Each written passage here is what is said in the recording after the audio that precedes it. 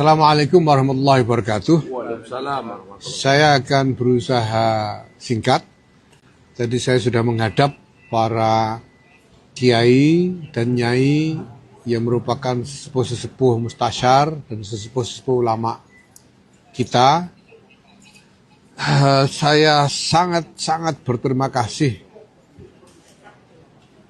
bahwa beliau-beliau berkenan untuk memanggil saya. Saya sangat terharu bahwa para sesepuh kita masih begitu peduli kepada Jam'iyah Nahdlatul Ulama ini, sehingga bersusah payah untuk melakukan apa yang beliau-beliau bisa lakukan untuk dapat membantu mencari jalan keluar dari masalah yang sedang ada ini. Setelah tadi pagi ada Pak Muhammad Nuh dan Saudara Nur Hidayat mewakili Rois Am menyampaikan kepada beliau-beliau semua tuduhan terhadap saya yang dijadikan dasar dari keputusan dan langkah-langkah Rois Am beberapa hari ini. Saya kemudian diminta untuk memberikan jawaban atas tuduhan-tuduhan itu. Dan semuanya telah saya jawab dengan tuntas. Bahkan saya bawakan dokumen-dokumen lengkap yang setumpuk lumayan banyak tadi, dilengkapi dengan penjelasan-penjelasan dari Saudara Sumantri sebagai pemegang buku keuangan PBNU, juga sangat rinci dan lengkap, serta penjelasan-penjelasan dari Pak Amin Said Husni yang merupakan kurator dari keseluruhan desain tata kelola NU yang kita kembangkan selama 4 tahun ini, sehingga semua aturan dan lain sebagainya juga telah dijelaskan dengan tuntas oleh beliau. Saya dan teman-teman, kami semua sejak awal terlibat dalam aktivisme ke-NU-an ini dengan niat untuk berkhidmah, untuk bertabaruk, mengharap barokah dari Jam'iyah yang mubarokah ini, dan kami berusaha menjalankan dengan tulus. Maka kami akan senantiasa memperhatikan arahan-arahan dan nasihat-nasihat dari para ulama, para sesepuh ulama. Kami hanya menitipkan kepada para sesepuh ulama, mohon dipertimbangkan tentang masa depan tatanan organisasi. Nahdlatul Ulama ini sebagai organisasi didirikan untuk mengorganisir. Itu artinya untuk mengelola urusan-urusan melalui tatanan yang baik. Nah, mohon dipikirkan supaya tatanan ini tidak runtuh di tengah jalan. Hadratus Syekh Kiai Muhammad Hasyim Asy'ari sebelum berdirinya Jam'iyah Nahdlatul Ulama ini, beliau sudah merupakan seorang supreme kiai, seorang kiai dengan makom yang tinggi sekali, yang dengan pengaruh beliau bisa menggalang umat dan kiai-kiai lainnya ke arah manapun. Tapi toh kemudian didirikan Jam'iyah ini dengan aturan-aturannya, dengan anggaran dasar dan anggaran rumah tangganya, yang diantara isi dari aturan tataran itu adalah justru membatasi wewenang Rois Akbar yang dijabat oleh Kiai Hadratus Syekh Kiai Muhammad Hasyim Asy'ari.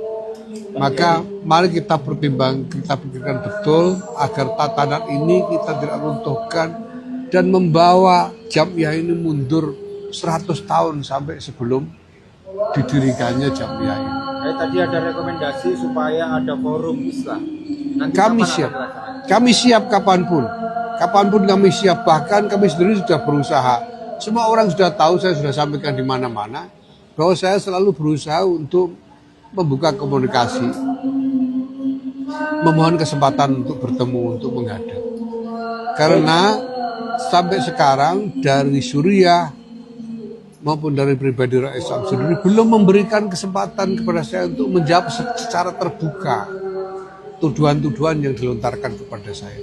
Baru pada kesempatan ini di depan para ulama sepuh, di depan para Suriah dan Al-Hali wal Akfi, saya diberi kesempatan untuk menjawab dengan tuntas, setuntas-tuntasnya, serinci-rincinya, diikuti dengan lampiran dokumen-dokumen sekian banyak. Silahkan monggo diperiksa nanti, dan apapun yang harus ditempuh untuk menuju jalan keluar demi utuhnya Jam'iyah Nahdlatul Ulama ini sebagai tanzim, sebagai munazzamah, sebagai organisasi yang betul-betul menegakkan tatanan ini bisa Bos tadi diperoleh. dikatakan bahwa pertemuan ini tidak mempengaruhi risalah rapat Suriah.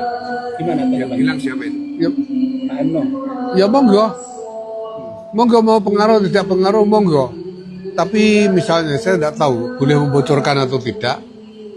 Ya, tapi sekarang sudah menjadi persepsi bahwa apa yang terjadi dengan rapat harian Suriah itu sebetulnya sangat bermasalah. Sangat bermasalah karena pertama melakukan penghakiman tanpa memberi kesempatan kepada saya yang dihakimi untuk memberikan klarifikasi. Bahkan sampai sekarang saya dicegah supaya tidak bisa beri klarifikasi. Yang kedua, membuat putusan di luar wewenangnya. Jadi ini bermasalah. Nah, maka semua ikutan dari keputusan yang bermasalah itu bermasalah semua. Menanggapi tanggal 9 rapat pleno yang mengangkat PJ Ketua Umum BPNUS. Seperti apa tanggapannya? Itu didasarkan pada apa? Kalau itu didasarkan pada rapat harian Suriah tanggal 20, itu berarti mendasarkan diri pada keputusan yang bermasalah. Sehingga semua ikutannya bermasalah semua. Surat edaran bermasalah, rapat pleno ini bermasalah, pengambil alihan jabatan ketua umum untuk dirangkap oleh Rais Am juga sangat-sangat bermasalah, dan seterusnya. Jadi ini mari kita semua menyelesaikan ini dengan baik, tanpa terus-menerus membuat masalah ikutan yang semakin membuat sesat arah dari solusi yang kita inginkan. Itu tetap terjadi dan dibentuk PJ Ketua Umum, apa langkah kerjanya?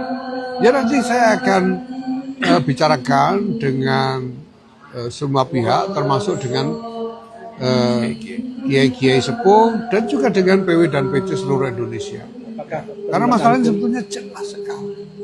Orang yang mengatakan tidak ada masalah terhadap rapat harian Suriah itu sebetulnya hanya berpura-pura, mungkin karena agenda politik atau agenda yang lain.